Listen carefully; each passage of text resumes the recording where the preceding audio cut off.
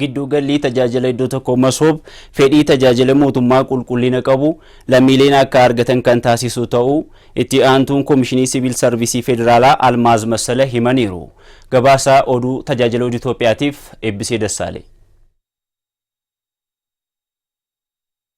Giddugalli tajaajila iddoo tokko masoob fedhii mootummaan tajaajila qulqullina qabu lammiileen akka argatan kan taasisu ta'uu itti aantuun Komishinii Siviil Sarvisii Federaalaa beeksistee jirti. Itti aantuun Komishinii Siviil Sarvisii Federaalaa Almaaz Masala giddugalli tajaajila iddoo tokko masoob kun kallattii himaammataa haaromsaa fi bu'uura seeraa keessatti kaa'ame irratti hundaa'uun hojiirra oolaa jiraachuu dubbataniiru. Hojiirra oolmaan kun xiyyeeffannoo addaa Ministeerri Muummee Abiy Ahmed tajaajila mootummaa sirreessuuf kallattii kennan irratti ka'umsa godhachuun hojjetamaa jiraachuu himaniiru. ሁላችሁም እንደምታውቁት የፌደራሉ መሶብ የአንድ ማዕከል አገልግሎት ሁንዱምቲ ኬኛ akka beeknu marsaa jalqabaatiin tajaajila iddoo tokko masoob dhaabbilee federaalaa 12 fi tajaajiloota 41 qabaate tajaajila eegale ammarra gaafa ilaallu dhaabbilee federaalaa 23 tajaajiloota 180 qabaate tajaajila kennaa jira. መሶብ አንድ ማዕከል ነው ማለት ነው። itti aantuun Komishinii Siviil Sarvisii Federaalaa kun akka jedhanitti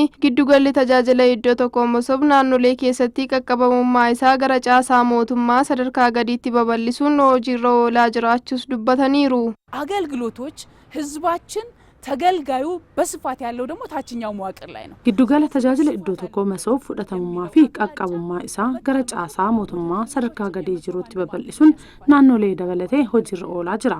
Kanaanis yeroo ammaa giddugalli tajaajila iddoo tokko masoob 21 ta'an naannolee fi federaala dabalatee babal'ateera. ጨምሮ 21 ማለት ነው።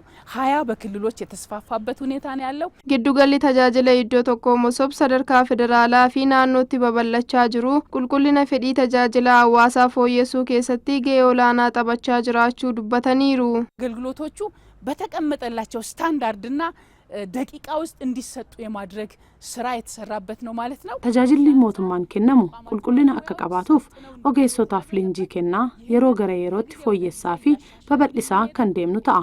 Kun immoo yeroo itti aanutti magaalonni kantiibaan hoogganaman kenniinsa tajaajilaa isaanii giddugala tajaajila iddoo tokko masoobiin lammiileen tajaajila ariifachiisaa akka argataniif bakkeewwan hundatti tajaajila iddoo tokko masoob babal'isuuf kallattiin kaa'amee hojjetamaa jira. ተቀምጦ እየተሰራ ያለበት ሁኔታ ነው ያለው።